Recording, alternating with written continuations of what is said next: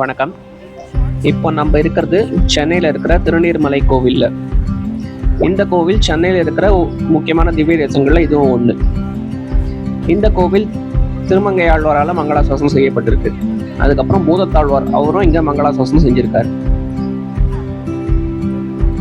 இந்த கோயிலில் பெருமாளை நம்ம 4 வித கோலங்களில் பார்க்க முடியும்.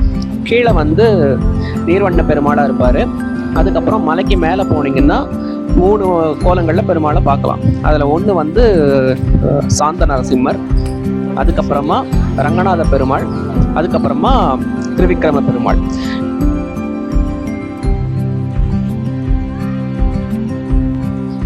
இன்னொரு விதமாக இது எப்படி சொல்லுவாங்கன்னா, இந்த கோவிலில் 4 கோலங்களில் பெருமாள் இருக்காரு. நின்றான், இருந்தான், கிடந்தான், நடந்தான். நின்றான்னா கீழே இருக்கிற நீர்வண்ண பெருமாள். இருந்தான் அப்படிங்கிறது சாந்த நரசிம்மர், அவரை குறிக்கும். அதுக்கப்புறம் கிடந்தான் அப்படிங்கிறது ரங்கநாத பெருமாள். அதுக்கப்புறமா நடந்தானுங்கிறது உலகளந்த பெருமாள், இவரை குறிக்கும். ஸோ இந்த ஒரே கோயிலில் நம்ம 4 வகையான கோலங்களில் பெருமாளை பார்க்க முடியும். இது இந்த இடத்துல ஒரு விசேஷமா இருக்கும். கோவில் போகிறதுக்கு முன்னாடியே ரைட் சைடில் ஒரு ஆஞ்சநேயர் சந்நிதி இருக்கும். அதை பார்த்துட்டு நம்ம அப்படியே மேலே போகலாம்.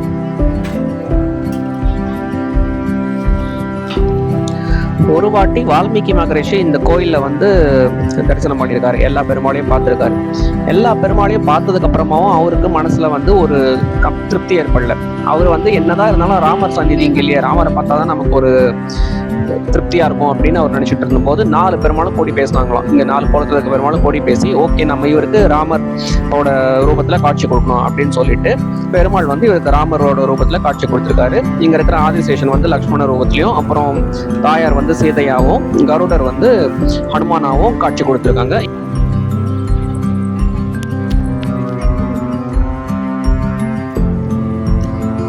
கீழே நீர்வண்ண பெருமாள் கோயில் கிட்ட எதிர்க்கே ராமர் கல்யாண ராமர் சன்னதி இருக்கும். இங்க வால்மீகிக்கு காட்சி கொடுத்த அதே ரூபத்துல இங்க ராமர் நம்ம எல்லாருக்கும் இன்னைக்கு காட்சி கொடுத்துருக்காரு. நம்ம அதையும் இங்க கீழே போனா பார்க்க முடியும்.